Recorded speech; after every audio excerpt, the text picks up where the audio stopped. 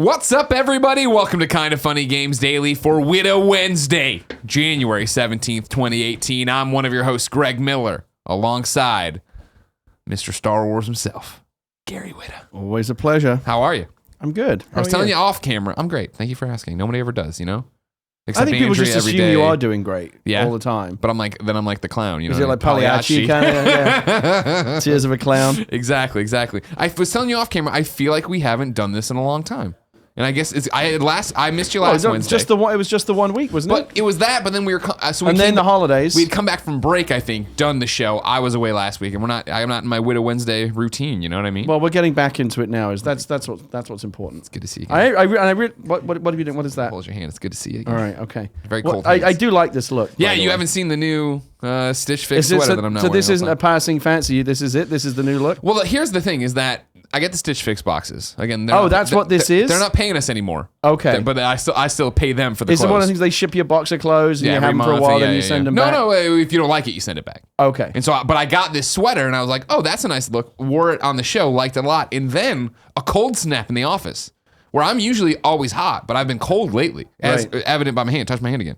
See how cold that is? It is. The fingertips are freezing. Stone cold. Yeah, exactly. So I've been wearing the sweater with my normal collared shirts underneath it, and I'm looking good.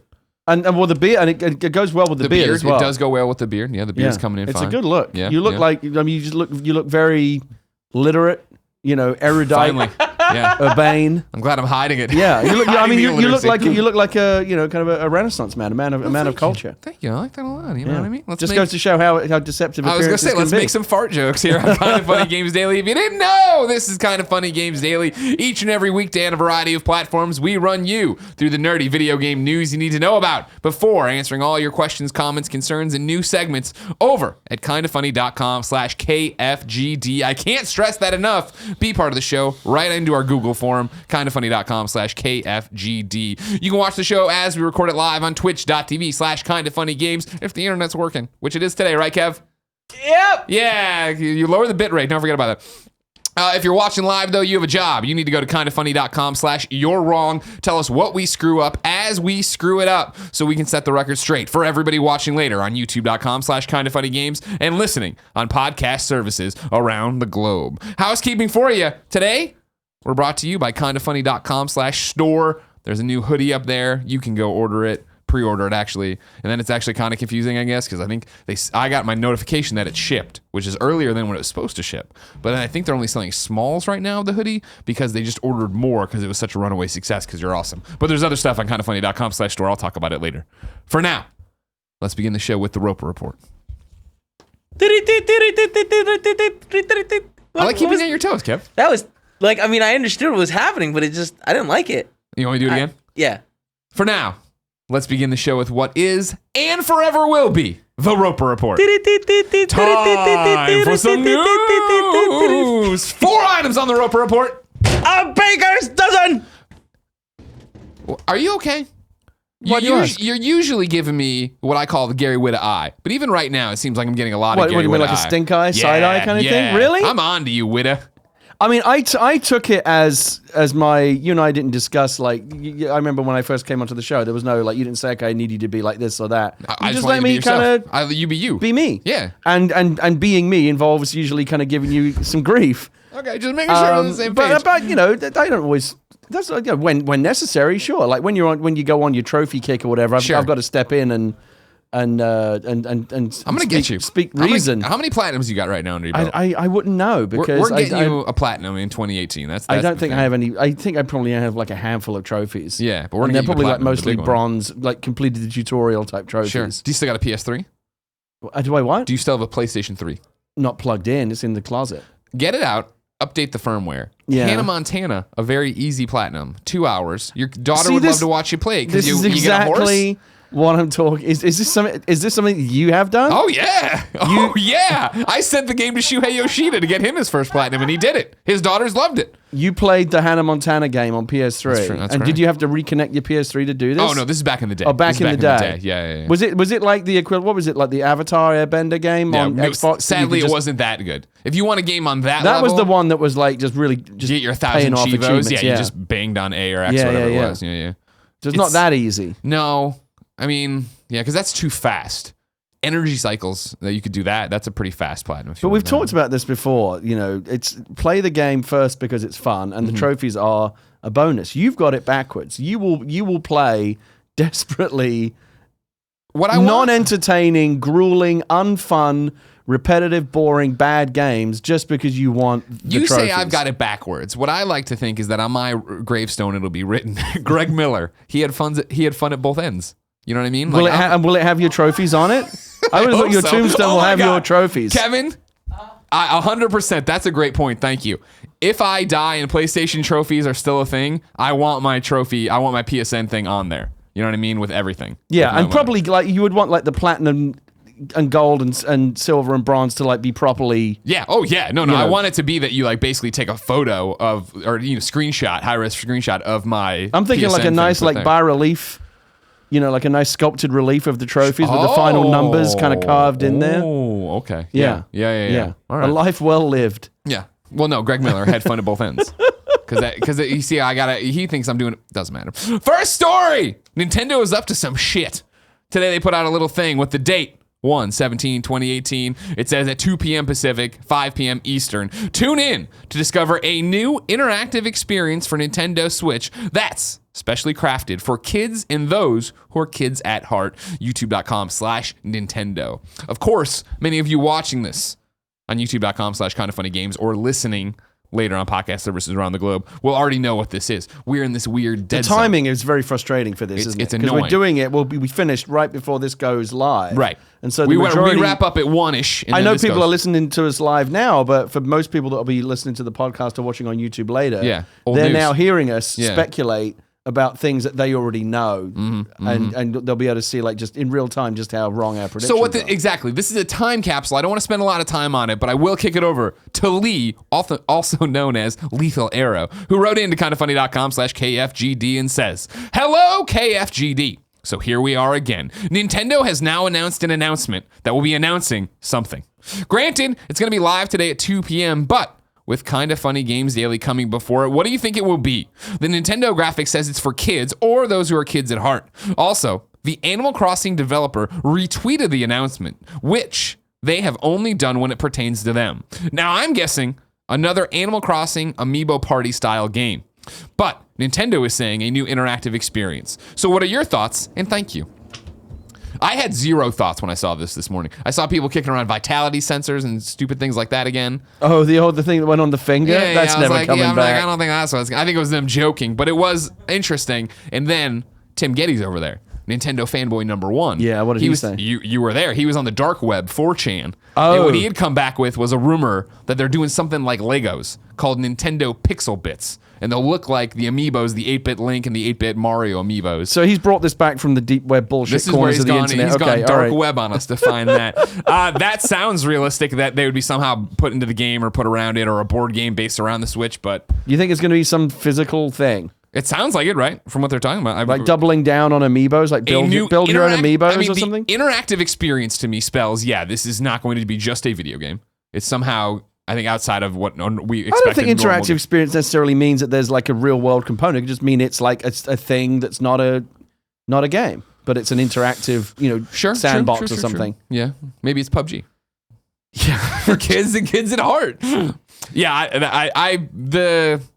if somebody, with the success people or Nintendo has seen from amiibos, I could see them still being like, well, let's try to get more juice out of this toys to life business that everybody else is failing. I'm interested that it seems to be aimed specifically at kids. Probably something that my kid's going to be into. If she gets to build and create things, she'll like that. But who knows?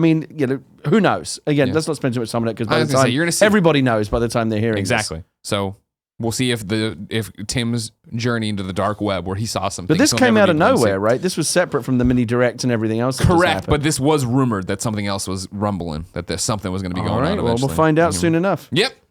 Instead, let's jump over to Eurogamer, who has reported that Fable is coming back. Now, I don't know if you've noticed this, Gary Whitta. This is something most chefs don't, expose themselves and what they're doing in the kitchen. I would hope not. But what I've done here today that I like and I'm going to keep doing is put the headlines in all caps. I hate that. Don't do that. The headlines are in all caps. It gets me excited when I read them. Has it not always been that way? No, I never did. I used title case before. But I'm switching it up. I was going to talk to you about that. Please don't do that. Fable is coming back via Eurogamer. Work is underway on a brand new big budget Fable game Eurogamer can reveal. Fable franchise owner Microsoft has tasked UK developer Playground, which makes the Forza Horizon racing games for Xbox and PC, with creating this new Fable. Sources close to the project have told Eurogamer. Microsoft said in a statement it does not comment on rumor or speculation. We've heard the new Fable is planned as a story and character-focused open-world action RPG. A significant investment in its development is also planned, with some 200 people set to work on the game at Playground's newly established second office in Leamington Spa. You ever been there? No, but I know how it's pronounced. Good. What's this next one then? Warwickshire. Well, it's got all the E on at the end of it. Why are you just leaving those? What? They're using letters there, right? What do you mean? Warwickshire. Warwickshire. But then it's got. You don't say Warwickshire. That's how I would say it. In the same way that you don't say like the way that you people say like Worcestershire sauce. Yeah. Yeah. We just shove it all together. Yeah. There's too much going on there. Yeah. Too much going on. All right, fine. Warwickshire is set to live once again. Don't expect to play the new Fable anytime soon. However, we've heard it's early days in terms of development, with Playground currently staffing up the team from double digits to its triple digit target. Microsoft's decision to return to the much loved fantasy world of Albion. I played Fable, but I don't remember the name of this place. Comes less than 2 years after it shut down Fable creator Lionhead and canceled Fable Legends. Fable Legends, unlike previous Fable games, was designed as a free-to-play games as a service with a heavy focus on multiplayer. More on how that went down. Check out this. Well, I jumped ahead a bit here too, because it's an extensive article from Eurogamer. Good job on them. They later on say ex-Lionhead staff Eurogamer spoke with, said they were excited to see. That's a clumsy sentence construction, isn't it? I know, right? Bring Fable back from the dead. But this excitement is tempered somewhat by sadness that Lionhead was never given the chance to make its own dream Fable 4. Quote, I have slightly mixed feelings, Fable co-creator Simon Carter told Eurogamer. On the one hand, it's great for the UK games industry and very pleasing that Fable isn't dead. Indeed, it would be lovely to play one as a punter without coming out in hives. What's a punter? Just a customer. Okay. And he's not coming out in hives because he didn't make the game. I'm caught up now. On the other hand, it is a little curious to get rid of the team that is uniquely expert in making Fable and then try and make Fable. Fable is a weird game and a tough one to deconstruct for a new team. That said, the team in question is very talented, and I'm sure they'll do a fantastic job. Do you think he's a little annoyed that he wasn't asked to be a part of this new game? That's super what annoyed. I'm reading between the lines. Right. I mean, that's got to be a heartbreak of something Lionhead had been making Fable forever, right? I'm sure the Fable Legends game they got underway with was something that Microsoft was interested in, right? Games as a service. Let's see how you guys can do this and what it looks like. Let's apply it. And then it just never connected with anybody. I remember McCaffrey coming back from previews of that at IGN and I was just being like, it's not Fable, it's something else. Why are they doing this? What's going on? Right. And that game did not see the light of day. No, when the studio went down, it went down with them. Okay. And so, now they're going back to what people want from Fable, but you assume that Simon wanted to make that as well. Because he's at Lionhead, the studio that's known for making Fable. He probably was like, well, I would have rather made that, but you wanted me to make Fable. Yeah, you think you'd at least bring someone like that in as a consultant or something, advisory role. You want to restart everything, right? Give some people some new juice. I guess. I mean, I'm glad. If this rumor is true, and I was on the IGN Unlocked podcast last week where this rumor, I think, had just broken at the time, or it was in the air supply that maybe this news was coming, and I was excited about it. I'm excited about the idea. I loved the first two Fable games. I didn't play the more recent ones because it seemed like they were kind of going off the boil a little bit. Sure. But the first two, I mean, the first one was great. Some of my happiest Xbox memories were spent in Albion and playing Fable, and I love that whole kind of game, that kind of Molyneux type game where you can theoretically kind of do whatever you want and get married and here's your dog. And here's your dog, and your dog remembers everything you ever did, and you can live this whole parallel life inside of a video game. I love all of that stuff, and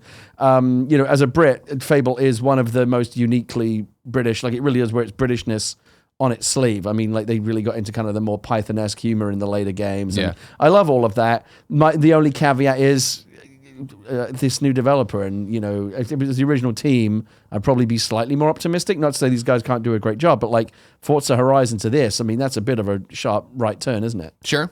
We saw Guerrilla do it, right? From Killzone to jumping into making Horizon. Yeah, sure. And the weird thing is, I interested to know what the focus is going to be. You and I, of course, have talked many times about the perceived danger to single player game type experiences and story based experiences. Is that the Fable games are always unapologetically that there wasn't much, if any, multiplayer component. It was a straight on single player deep dive into a single player focused story world.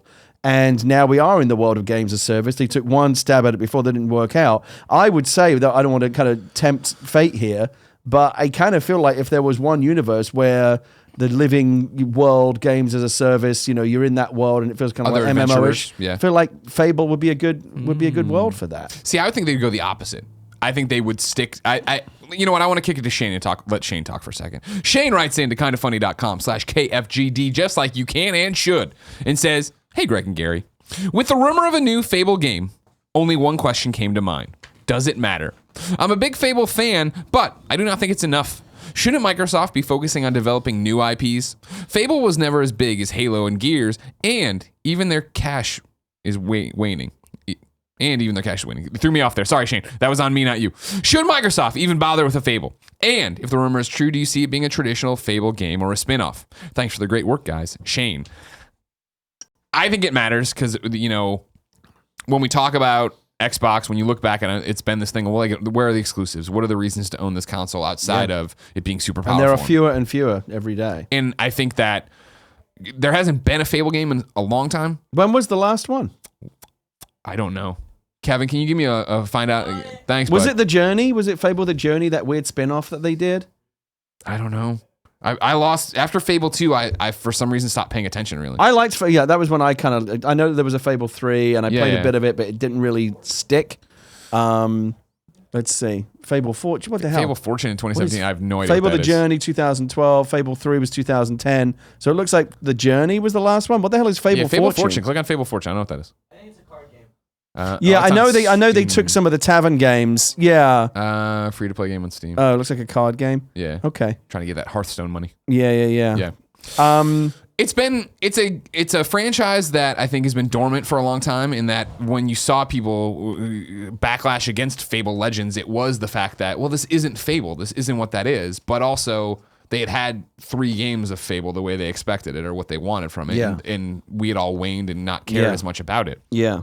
I think bringing it back and saying, hey, everybody, we've heard you. Here's a new Fable for you. It's from a brand new development team, but it's true to the roots of, this is a single player story. We are making a single player game that we want you. I think you see the success of Horizon. I bet Microsoft's seen that as well. Yeah. And would be like, we're making a game that you can only get on your Xbox or play anywhere. But that is, hey, what is a counterbalance to what the third parties that we work with are making games as services. Yeah, and I think Shane here is right that Fable I don't think was ever as big as Halo or Gears, but there was always a lot of affection for it, as I recall. I certainly had. I mean, it was the original Xbox, and I loved it. That first game. I've always loved that Molyneux-esque, that just kind of go wherever you want, live in this world, get immersed, and I kind of hope it is what I think it is, and the argument that should they be developing new IPs, it's not as big as this or the other. One of the things I would argue in favor of Fable is that if you think about the single platform exclusives that you want to try to have an array and mix a number of genres. Halo and Gears kind of overlap. I mean, they're different kind of games, but they're both kind of gritty space shooters. And they're both games, both franchises we've gotten a lot of. Right. We've gotten, and I think that's we've why had our fill. That's why Halo, the most recent Halo and Gears, they did well. 7 or 8 Halo games now, but they and didn't. 4 They Gears. didn't sell units to an astronomical level. They didn't set the world on fire in terms of it being an event. I think if you were, again, a ways out, we're still probably 2 years away from getting this Halo game. I think coming out and, hey, look at this single player game we've put up, and this where our commitment to single player games and our commitment to exclusives and our commitment to and a commitment to their own legacy as well. I would say I'm always a fan when they find ways to kind of resurrect fan favorite games that have been gathering dust for a while. Have you heard this rumor about a new Perfect Dark? I've heard that too. Yes. Yeah. Yes. Interesting to see if that. Because that's one where I'm like, Tim got all excited when it got mentioned. I was like, does that one matter? Because I don't. Perfect Dark was Perfect Dark. Well, so the original Perfect Dark was on N64, and then Perfect Dark Zero was Xbox one of the kind of the 360. ill-fated 360 launch titles. It was not considered one of the better titles. Yeah. But that one is like, oh, that's interesting. I don't think there's the affinity and love for Perfect Dark multiplayer on N64. But like, I think Fable has more cash than that. I think Fable will resonate more, and people will pay more attention to that because it does seem like a game people do love right now. I do think that at the end of the day, I do think Microsoft should be developing new IPs, but I do think that they are not. One of the things I like about Fable potentially coming back is I don't think they have done enough to service the IPs that they do have. Again, Fable and Gears, yes, they keep churning them out because those are considered the main ones. Yeah. The Forza games, obviously, they've got the driving section nicely cordoned off. Yeah. But like, what's happening on the fantasy side? Fable is that. That's their fantasy pillar. Yeah. And it's been, crumbling for a while. And I've always liked that kind of game. I hope it is what we think it is. That it's another big, full, fat Fable game with all the kind of the craziness and organic world evolution that was a big part of the original game. Go hire everyone who worked on Kingdoms of Amalur Reckoning and put them on this game. And then some story people too. But goddamn, Kingdoms of Amalur Reckoning. Did you ever play that one? No. Oh, so good. Was that what was that on? That was that third. Well, it was PS3 and Xbox 360. Okay. Probably PC too. But it was from 38 Studios. No, I never played it. That Kurt Schilling studio from Boston, right? That then failed and got it, and then there was like lawsuits against the government and all that shit. Great game. Everybody should play. But Perfect Dark and all of these games that we remember from the earlier days of, I'd like to see them all come back. Why not? Well, what's interesting is Shane's like, shouldn't they be working on a new IP? We've seen how hard it is to get people attached to a new IP, and that's why it's interesting to treat Fable like a new IP. Of like, okay, we're taking the Fable name and giving it to a studio that doesn't make these kind of games, but has an idea for Fable, right? So I feel like it's going to have that juice and that feel in the same way that like our interest in Fable petered out, right? Because it seemed like they're just iterating and doing the same thing. Petered out, that was good. Like Molyneux out, because they just keep iterating on it, and it's not that revolutionary. Blah blah blah. To have a brand new Fable from a studio that's going to be like, hey, we have no attachment to anything other than we want to make a Fable game. That could be interesting. Yeah, I agree. All right. In other interesting news, Greg Way. Number 3 on the Roper Report, Earthbound fans are making a book about how much they want Mother 3. This is via IGN. I thought it was really funny. Earthbound fans are working on a new book chronicling years of waiting for a Western release of Mother 3. Titled, Come On Nintendo, Give Us Mother 3. The book is coming to Fangamer in late 2018 and chronicles years of waiting for the follow-up to Nintendo's beloved quirky RPG. Quote, today asking Nintendo to translate Mother 3 has become a huge running joke. It's even been featured on national televisions and parodied by top Nintendo executives, the book's description reads. But how did hope for a simple game translation blow up into something this big? Rumors, hype, letdowns, and lies. This is the story of the most wanted game translation ever. That's a funny idea. I gotta say, this is a subject I don't know too much about. I mean, I know what Earthbound is, but what is Mother 3? It's a game in the Earthbound franchise that people want to come over here. So it's been made, but only in Japan. Exactly. And it's never been localized. And they talk to Reggie all the time. And I think last time the quote was something to the effect of, kindoffunny.com / you're wrong, by the way. It was something to the effect of, there's a lot of issues or something. Kevin, get me the quote from Reggie about Mother 3. But it was something about it's more complicated than you think kind of thing. I imagine it is, because it seems like localizing a game like that would be relatively easy to do. And there'd be a lot of fan goodwill, clearly, if they could do it. Sure. Yeah, it'll be interesting to see if it ever happens, but just in general. So was it a Super NES title like the original Earthbound? I believe so, but now I'm not the Nintendo guy. Okay. Kevin is looking into it. He'll let us know eventually. Here we go. Reggie offers hope. This is from Nintendo Life. Reggie, talk to me in a year and let's look back. And that was, look at that. It was almost exactly a year ago. There you go. Scroll 13th of January, 2017. Speaking of GameSpot, the Reggie saw a question about Mother 3 coming and tackled other... So earlier today, I got asked about Mother 3. Maybe you can ask me about Metroid. Look, again, I am proud as an executive with Nintendo to say that we look at all of the boards and all of the comments, and we have a really good understanding of what our consumers want. And believe me, we take it to heart as we work to create content.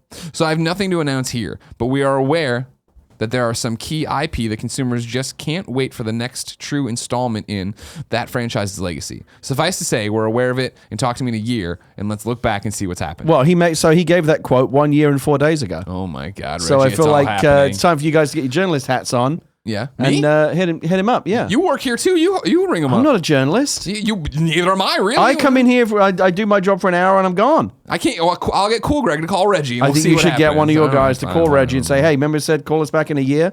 It's been a year." And Reggie's gonna be like, "God damn, you guys are on the ball." He's like, "God, Cool Greg, how'd you get this number?" Yeah. Number 4, final item on the Roper Report for today. YouTube has changed how it's going to monetize, or monetization rules, I guess. This is via Gizmodo. It applies to a lot of you. I've seen people talking about it in our communities. But the new monetization strategy doesn't so much as appease those worried about policy violations as it signals to small creators that they simply aren't worth the trouble to the tech giant. Under the new guidelines, channels will need to have 1,000 subscribers and 4,000 hours of watch time within the last year to be eligible for receiving ad revenue. Previously, uploaders needed just 10,000 total views to run ads in their videos.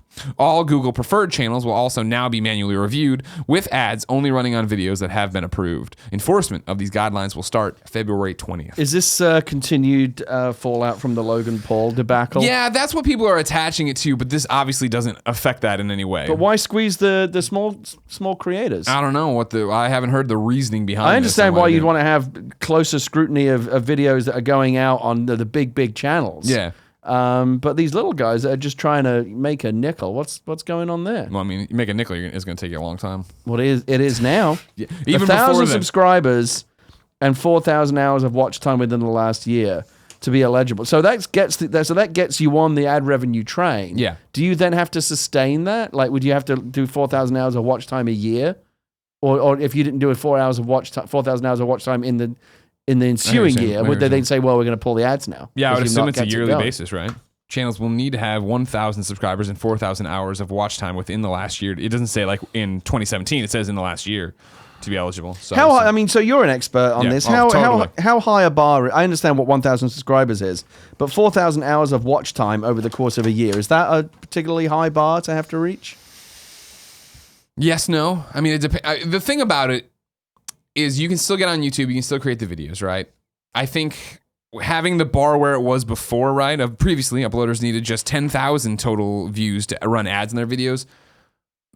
Even that is going to take time, obviously, but it seemed more attainable than this does off the bat, because there are so many YouTube channels that when you get going, you want to monetize right away. You want to start seeing a reward. You want to start seeing progress. And this just sets it a little bit further. Now, Tim was talking about this off camera and the fact of like, when he started on YouTube, right, it was a way different. It was even more complicated to get on there. And so over the years, they've made it easier and easier. And this is the first time maybe in a while they've actually gone in the opposite direction of like, let's make it a little bit tougher to be on here and get the ad revenue and do all this work. So, for example, let's say, I'm trying to kind of put a human face on this. Let's say there's someone who's a small-time YouTube creator. Well, that's why I put this in here, because a lot of our audience, a lot of the Kind of Funny best friends do their own YouTube channels, and they are let's small. say that they have let's say someone has 900 subscribers and gets about 3,500 hours of watch time a year. Yeah. So they would have been getting ad revenue prior to this new arrangement. Yeah. And I don't know how much that would have been. Again, if it's that little, probably not a lot of money, but something, right? Yeah, it would have taken forever. Right? Money? I always talk about it like, when we started youtube.com/GameOverGreg, when I started it, but Tim and Nick were filming and Colin was on the shows with me and stuff. Like, it took us, I think, 3 months to get the first $100 check, $200 check or something. Like but this wouldn't affect anyone for whom YouTube revenue is something they rely on, right? Because you would have to be over that, way over this number for it to be money that you're Phil actually paying the DeFranco rent isn't with. sweating this change. Kind of Funny isn't sweating this change. It doesn't affect us in that way. Right. But it just is a thing of like, all right, they're making it a little bit tougher to get everybody in there. And I don't know, it's being equated with the changes because of like Logan Paul and stuff like that, but that it doesn't make sense, right? That he's on such a different level than anybody down here trying to do it. I would think this is just more for, let's try to simplify our accounting. How much money are we actually making off of these people, right? Of like, maybe they felt like they were getting nickel and dime by all these little creators that were running ads. And it wasn't even worth it. Yeah. Like I'm sure they looked at charts and like, what is the cost benefit analysis of this? And I would assume that it nets out that people who are below 1,000 subscribers, people who are below 4,000 hours of watch time, even if you lump them all together, their AdSense revenue isn't worth keeping this around. But I did see, before I understood the context of it this morning, I saw in my Twitter timeline a couple of tweets about, small YouTube creators this was a bad day for them. So it seems like, anytime anybody changes anything, there's a backlash. Of course. But more than anything, it's demoralizing. Right. Imagine if you were getting so close to I needed 10,000 views to run my ads. Oh my gosh, I'm at 8,500. I'm at 5,000 or whatever. Yeah, you're getting close. You feel like you're making progress, and now the finish line, the bar just moved out of it. I would suggest that having that earlier, having the lower bar, and again, even if it is just $3 here, $5 there, whatever, it's not it's pocket money. It's not quit your job money, but it's something. And I would suggest that having that low bar where you get that first check, even if it's only for like $20, $30, is enough of an incentive to go, holy shit, I got a check for $20. Like, maybe I should make another video or try a little bit harder to do even more. What could I get if I really apply myself? That first little, everyone remembers like their your first gold star, like the first check from their first job that they ever had or whatever. Like, I feel like if you get that earlier, you're more likely to nurture people that would go on to be, hopefully not the next Logan Paul, but like good creators that make content people like, and reach a wide audience. Incentivize them early. But if you're just banging your head against a brick wall and you've got like 900 subscribers, 3,000 hours of watch time, that seems like you're putting in some real effort to get that. Yeah. But they're still not paying you anything. You might just give up. I streamed on Twitch for a little while last year when I was really playing a lot of PUBG. Yeah. And I got like an $80 check from Twitch because I put in a bunch of hours and they made me I was like, if I didn't already have a day job, I might have said, holy shit, like what happens if I do double that? Right. What happens if I get, even more subscribers? Sure. And, that might have compelled me to go on and have a career as a Twitch streamer, because that first check, we go, it makes it real. We go, oh shit, there actually is money. It's not a lot, but there is, and I know there is more. I'm going to apply myself even more and put more effort into my channel. What's interesting, right, is that's all 100% correct. Like, how many potential YouTube creators that might have grown into something great will now be put off because where they would have got that check, they never did at an early kind of gestational level. Here's where I bet YouTube's argument is. And I saw somebody else tweet about this morning. I can't remember. I wanted to give it to Boogie, but it wasn't Boogie, I don't think. Is the idea that I feel like with writing, right, with me with doing the YouTube stuff, or creators in general. Yeah. If it's in you to create, if it is in you that you want to do this, you're going to fucking do it, right? Like, that's true, and you shouldn't be doing it just because you're chasing a check. And I get that. And I feel like the YouTube argument here is the fact that they think, first off, obviously in dollars and cents and all that stuff, but also for their creators, right?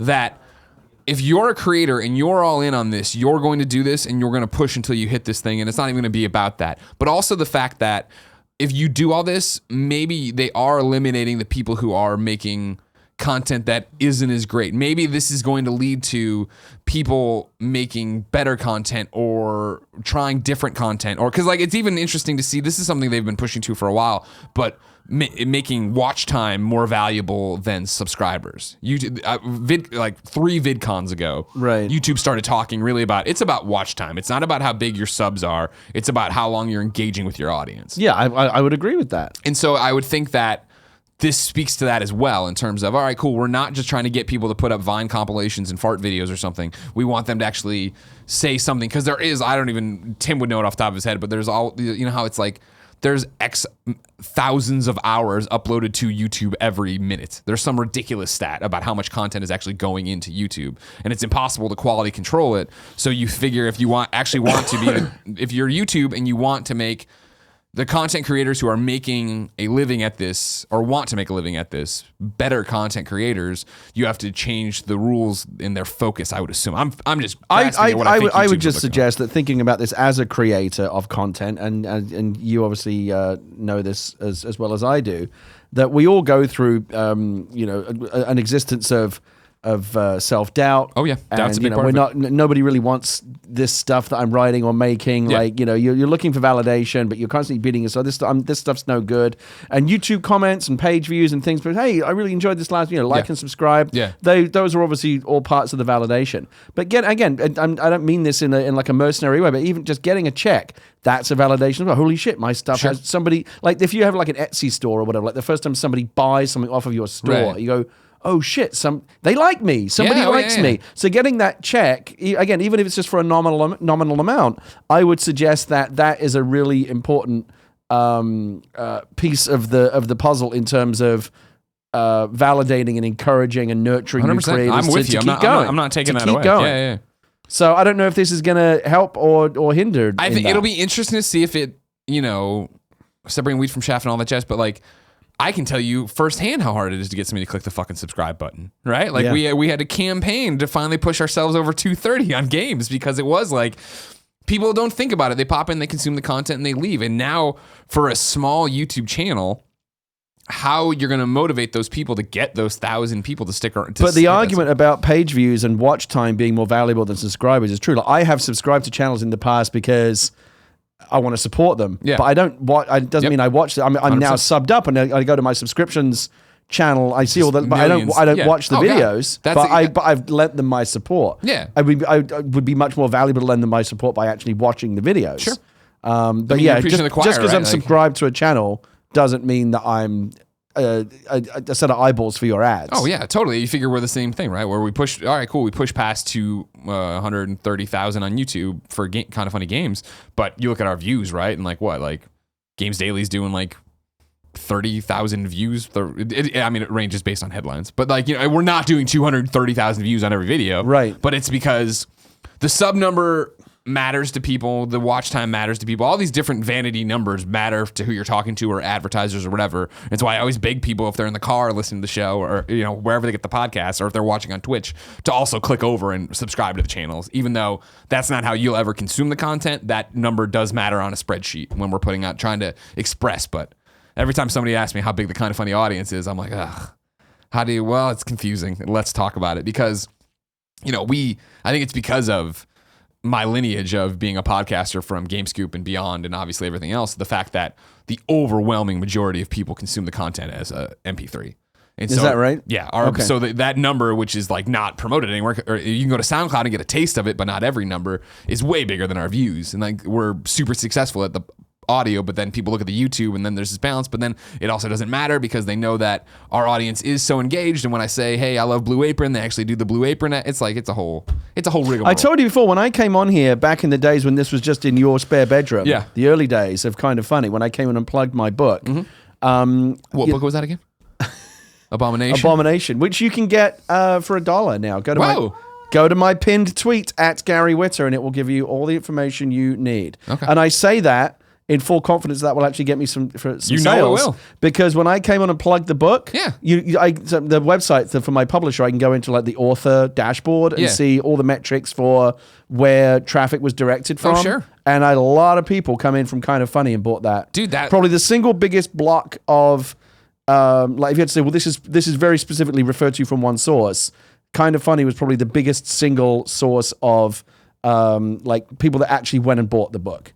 Than any other source. The audience of best friends we have is so insanely awesome in the way that they know we don't promote trash. We don't just have anybody on to talk about it. If you come on the show, you're a friend, right? And they want to take care of their friends. And usually they're interested in what their friends are doing.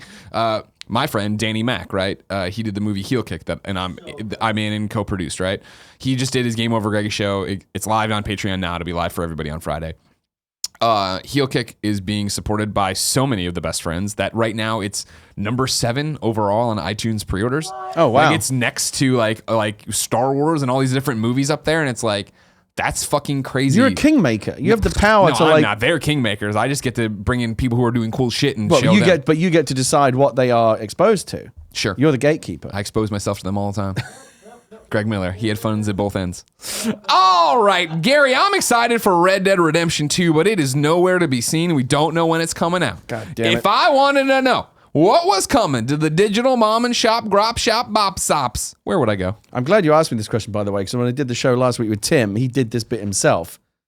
We got to get you to start doing the You're Wrongs, too. Remember, that was the thing. Am I supposed to do the You're Wrongs? Yeah, on our last show, yeah. Somebody I'll do it today if you want.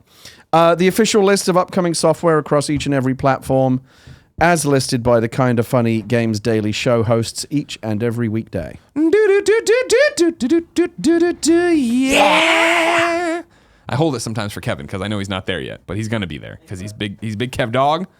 We love him. You should get one of your best friends out there to take that little jingle that you just kind of did a cappella style, and make it actually instrumentalize it and make it a real thing. Sounds great. Put it out there. Sure, do it. Okay, do it, everybody. Give you permission. We give you permission to make that, and then Kevin will eventually Just get a do it one more soundboard. time so they've got a bass line? No, I do it every show. I do it every show. There's been plenty of them, all right? Out today, Full Metal Furies on Xbox One and PC. What is that? Don't know what it is.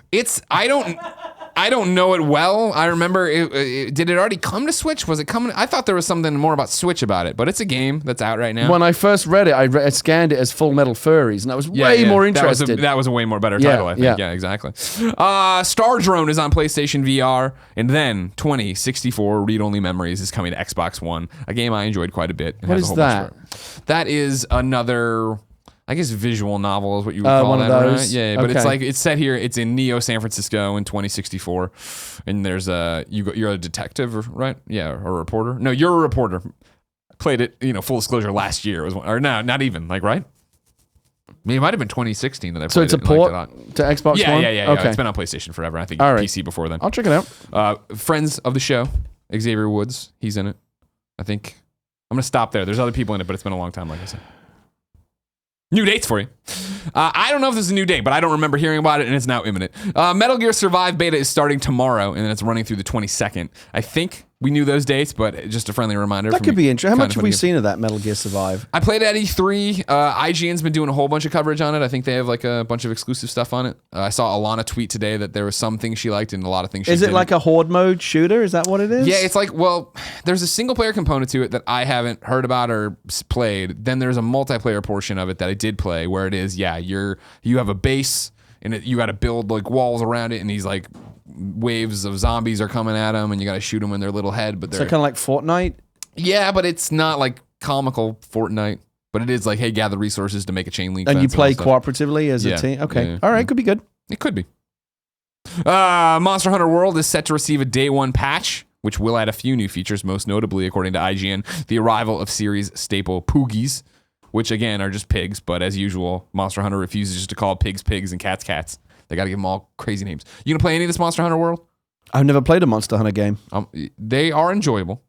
I find myself day after day getting a little more excited about Monster Hunter World. I mean, it's huge in Japan, right? So huge deal. Yeah, big deal. Yeah. So you should maybe play it with me.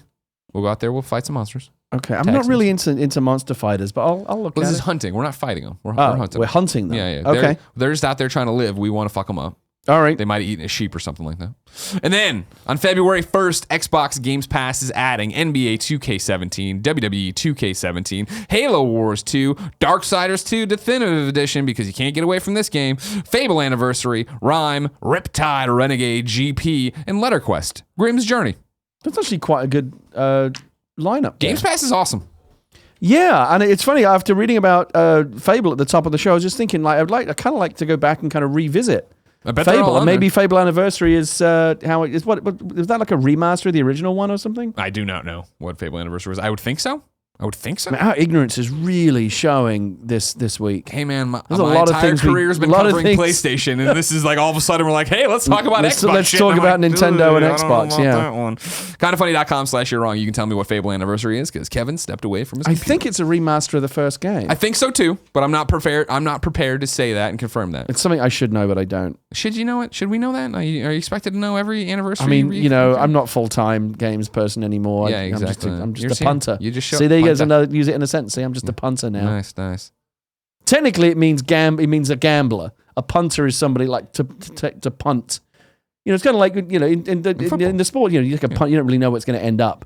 Oh, okay. That's the gamble. But in England, to be a punter technically means to be a gambler, like on horses or in sports betting or whatever. But it's over the years, the application of it has widened to mean just consumer, customer, man in the street.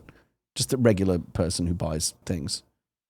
Speaking of a regular person who buys things, it's time for Reader Mail, and I'm going to tell you it's brought to you by kindafunny.com/store. But rather than read an ad, I'll read my dog Nick 96 from Massachusetts, who wrote in to kindafunny.com/KFGD to say, "Hello, Greg and Gary.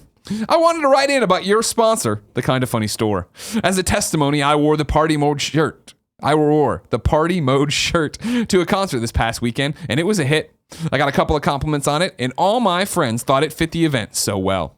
Not only did it represent my support, but people who did not know Kinda Funny also appreciated it. I'm checking off the box that says, okay to print. Thanks for the content, rain or shine, OBS dead or alive, the show goes on. My dog Nick, 96. Hashtag party on." One thing that I will say is I think your t-shirt designs are very good. All Andy Cortez. I particularly like the Street Fighter one. The one that's kind of made up in the Street Fighter logo style. Yeah, we gotta get you a whole bunch. You only have a Games Daily shirt, right? Yes, but I would love to have a full set. I'll get you the designs. What size are you again? Well, let's talk about that off the air. Okay, it's fine, less embarrassing. Medium. Yeah, I'm a medium. Medium, yeah. Yes, I do like them. The Games Daily one's really good. I should get at least a couple more of those because I like to wear them when I go on other podcasts. I wear that to promote it. Yeah, you do. Whenever I go, I'm not doing it today, but like when I've been on here before, I wore the Spawn on Me podcast t-shirt, and then when I go to Tested or IGN, I'll wear Kinda Funny. Yeah, and so crossover. Just spread the love. Yeah, exactly. Cross-pollination. It's a cinematic universe of podcasts. I like that. Dynamic marketing. I just made that up, but it sounds guerrilla real. marketing. Yeah, it sounds like a real thing, right? It sounds real. Gary. Yes, Greg. I'm going to start with some questions that are directed to you. Daniel B writes in and says, "Greetings, Greg and Gary. In honor of Whitta Wednesday and to encourage non-Nintendo related questions, I have a question for Gary. Gary mentioned in the past he once worked for PC Magazine when they used to ship out the demo discs with the magazine. First off, has he ever seen a show called Demo Disc? It's done by Funhouse. Did Gary ever have a hand in picking what demos went on those discs? Demos seem to be making a comeback as of late, as I see many are available on the Xbox store. I'm glad to see them back. Love what you do. Please come back to RTX Australia again, or just come visit anytime. Kinda Funny Vids goes down under. Has a great ring to it." Gary, have you ever seen Funhouse content? I haven't, no. Good, you have taste. I like that. Secondly, did you ever play into what went on the demo disc? Oh, yeah. I mean, really? Okay, so this is bringing back some very painful memories for me because filling up those demo discs every month was not easy. Yeah. The company that I worked for back in the day, Future Publishing and by extension Imagine Media, was founded. You want a quick history lesson? I do. Was founded by a man named Chris Anderson, who now operates and runs the TED Talks. Oh, the TED Talks. Okay. He's a big guy in kind of world media now. But he started as a little kind of provincial publishing guy. He was the editor of Zap 64 magazine when that launched, and then went off and started his own company, Future Publishing, and that started with a magazine called Amstrad Action, which I believe was their first magazine. Okay. And Chris pioneered. I think like music magazines had put like those flexi discs and things and cassette tapes on the front in the past, but he pioneered putting cassette tapes on the front of magazines that you could put in the in your computer at home and run programs, and they would have demo programs and stuff, and later floppy disks, and it became very popular in other magazine publishers. Was this a thing here? Do you used to get magazines that had floppy disks on the front? Oh yeah. PlayStation used to put it out. Yeah, well, it was certainly a big thing in the UK. I mean, before DVD, later it became CD-ROMs and then DVDs, and then the internet took that away entirely. Yeah, ripped it all. But it started off as cassette tapes and then 3.5-inch floppy disks, and we had one disc in the corner. It became really popular. Then we started doing two, and then we ended up. By the time I was done, we had 3 floppy disks on the corner of the magazine. So you had to design your cover art around this weird L shape. Weird L space of dead. The discs occupied. And it was a real, later in PC Gamer US, we had a disc editor who for the longest time was a guy named Michael Wolff. Not the guy who wrote the Trump book, but another Michael Wolff. Although that would be hilarious. That'd be an interesting crossover. Who now works? I'm done putting these discs out. I better go be a journalist. My friend Michael, who now works at Xbox, but he used to be our disc editor, and it was his job before his. It was mine to, as well as filling up the magazine. You had to fill up these fucking discs every month. So how did you do it? Okay, so it was a combination of demos for upcoming games And it was also a source of irritation for people at game developers, because not only did they have to make the game, try to finish the game, but also make this demo. Someone in marketing or publicity would say, you've got to do this disc demo for PC Gamer or whatever magazine it was that was asking for it. And they would carve out like the first level of the game or whatever and would put it on the disc. But we would also do, remember the days of shareware?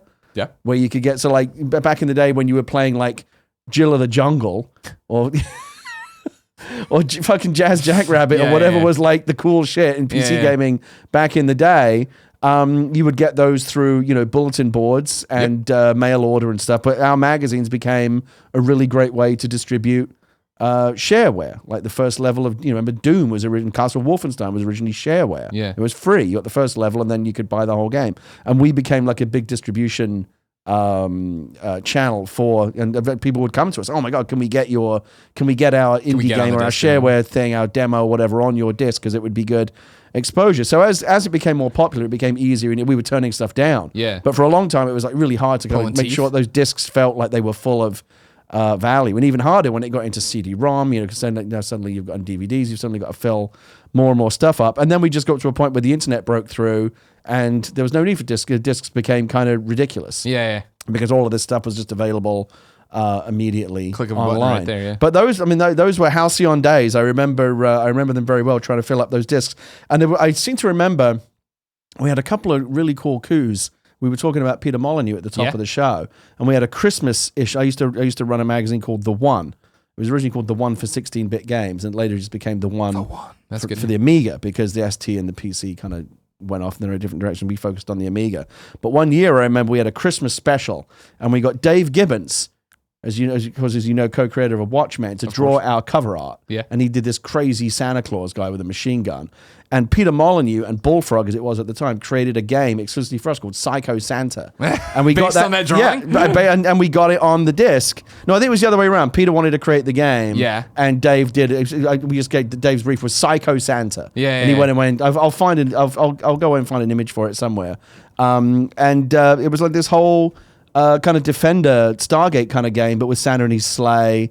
And he's dropping presents into chimneys and fighting off the bad guys. So like every now and again, we got like a really cool piece of content. But we mostly filled those discs up with shareware and game demos. Yeah. And again, now that it just seems so primitive, the idea of shareware. Of course. We came. It was so exciting to download, a crappy game demo over, our 56K modem or whatever. And now, of course, it's a different universe entirely. Now, speaking of internet, Kevin, what's wrong? Internet die again? Died again. Okay. Restart the modem. Okay. But we're just going to keep doing the show. Yep. Yeah, okay. Is this, so wait, so this is not going out right now? Yeah, it'll go up for YouTube and podcast services. But Twitch again. is not getting anything right now. No, they're not. Because Okay. Comcast continues to beat us over the head with hate. Can you not get Sonic out here yet? I don't know. I was asking yesterday. You got to look into it, because We I got it. switched to Sonic. Yeah. Man, Yeah. way better. Okay. Cheaper and better. I'll look into it. Eric from Canada writes in and says, "Hey guys." And this is another question for you. Okay. I know Greg doesn't really care about those sweet 4K graphics, but Gary has an Xbox One and a 4K TV, and I'm just curious if he's gone back and replayed a game just because it updated to look better. Forza Horizon 3 just got the 4K update, and I'm tempted to jump back into the Australian outback. Thanks for being so gosh darn entertaining, Eric. Have you gone back with your Xbox One, or are you just playing stuff going forward? I did. It is true to say that I think when I look at the games that I have played on Xbox One X recently, I have favored the ones that make the full use of the X. Because Sure. I paid for this fucking thing. I want to get the best out of it. That's not to say I won't play other games. Well, if it's not in 4K, don't come talk to me. Fuck that, I don't wanna play it. I'll tell you what I've been playing recently. Lay it on me. You know what's really fun? Have you played Lovers in a Dangerous Space Time? Oh, yeah. Oh, my God, what a fun game. Yeah. We had the whole family playing it. That's awesome. 4 players. Yeah. And that's not optimized, but it's still a hugely fun game. But I did go back and play, I've been playing, I know this is not particularly viewed as a good game, but I've been enjoying Need for Speed Payback. Okay. Just driving around, Sure. doing my thing, doing some crimes. And that's I'm not sure if it's 4K, but I think it's in HDR at least. And I played some Forza Horizon 3 because I know that had got they had an HDR update out of the gate when the One X came out. I didn't know it had been updated to 4K, so I probably will go check that out because I'm still in that mode of try everything, get a look at it. Well, not just try everything, but like the 4K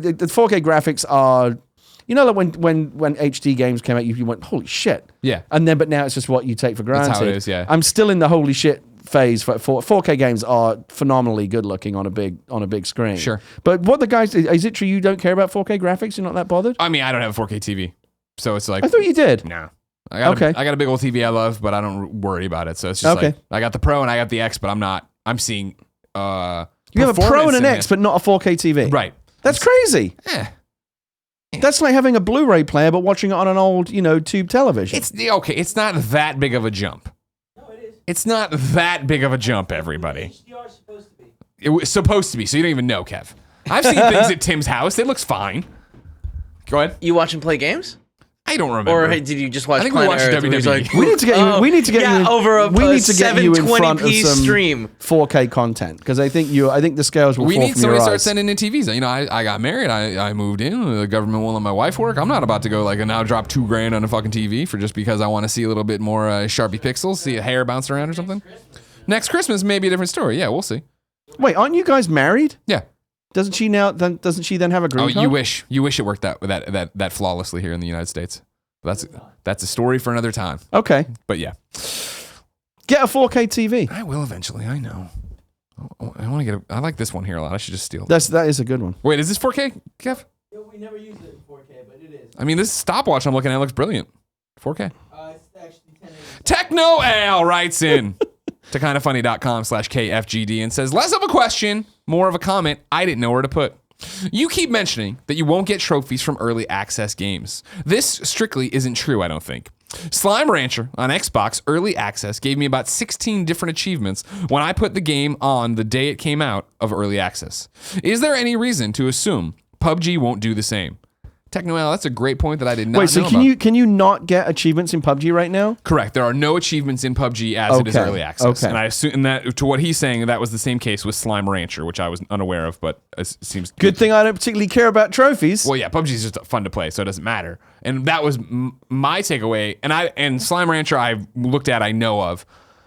It makes sense that, yeah, if they don't wipe the servers coming out of early access, if the trophy or the achievement specifically, is get 100 kills or whatever, if it boots up and pings the server and sees you have 100 kills, that would make sense that those would all start popping off. I know that games, Microsoft and Sony have these rules that you've got to support. Yeah. You can't put an Xbox game out without achievements, right? You have to check that box and have that support. Yes. I'm pretty sure that's like in their developer guidelines. If a PlayStation game were to come out, just hypothetically, and it was like the ultimate game, it pushed all your buttons, it was just like probably your game of the year. Right. But it didn't have any trophy support at all. Would that color your view of it? Would you feel like you were wasting your time playing it, even though you're enjoying the game, but you weren't? I'm still trying to get to the bottom of this psychosis. I would harp on it a lot for not having. I mean, first off, it's a similar thing with PlayStation where they have to have trophies for a full release game. Yes, I'm saying that both of those force the trophies. Even like on when you. PUBG comes, if PUBG was to come to PlayStation right now and be early access, like Fortnite is or whatever, and like have no trophies, like the Fortnite Battle Royale mode doesn't have, I'd still play and enjoy it. Okay. Yeah, I'm not that crazy. I would be like, this fucking sucks. Why can't I get trophies? I want to play it. I hope that when trophies come to this game, they all ping out. Through asking you this series of Voight-Kampf questions, I will eventually. I'm like the Rubik's Cube. I'm going to narrow it down to exactly what your issue is. I respect that. I respect that quite a bit. What else you got? I don't know. Both these questions are good, but I don't think they need to be answered. So we're going to move on and squad up. Ladies and gentlemen, squad up is where you write in to kindafunny.com/KFGD. Give me your name, username, platform of choice, and why you need help in video games. I read it here. The best friends come and find you. Everybody plays games together and has a good old time. Today, Alex needs help on Xbox One X. His name, Killer Yoda 1985, all one word. Hey, Greg, and my fellow Brit Gary. I like him already. Yeah, exactly. I'm looking for Kinda Funny best friends to squad up in readiness for Monster Hunter World dropping. I'm desperate to sink my teeth into a decent game after the holiday drought, and it would be awesome to go monster slaying with the best friends. Thanks from blustery England, Killer Yoda, 1985. Everybody, go befriend Killer Yoda, 1985. Do I want to play Monster Hunter World? You do. I'm telling you, just try it with me. I don't know if we're going to like it. But I'm going to have to play it on PlayStation, aren't I? Yeah, oh yeah, big time. Well, I mean, if it's on Xbox, I'd rather play it on Xbox. I like the controller better. They got that. We saw they put out that Nyko. Somebody just putting out a PlayStation 4 controller that looks just like the Xbox One controller. Oh, really? Yeah. Because they know there's an audience there. Right. Well, there is. I would get that. Are you ready for your first ever kindoffunny.com/you're wrong? Oh, you want? I'm doing it. Okay. Yeah. All right. What we ask you, ladies and gentlemen, to do if you're watching live on twitch.tv/kindoffunnygames when the internet works. Fuck you, Comcast. Oh, it's working right now? Good, but still fuck you, Comcast. We ask you to go to kindoffunny.com/you're wrong. Tell us what we screw up as we screw it up so we can set the record straight for everybody listening on podcast services and watching on youtube.com/kindoffunnygames later. Now, you need to be very judicious here. Because a lot of kids write in, they editorialize. I can see that. Okay. So I'm seeing it right in front of me. Cherry pick. You're on your throne now. You don't have to read everybody. Some of these are referring not to today's episode. I hate that. Okay. Greg only said, well, this is actually a good one. You'll like this. It's you're wrong, but you'll be glad to be wrong. Okay, good. Greg said only small hoodie orders have shipped. My XL order shipped a few days ago. No. I'm sorry. I must have rambled too long in there at the sentence. It doesn't matter the size of the hoodie. They're shipping. However, right now, last I checked, if you went to the store, you can only order a small hoodie right now. The rest are out because they just reordered a larger number because it was so successful. Got it. Okay. So there will be more soon. If you're like in this business in particularly, like don't skimp on the XL and the double XL orders.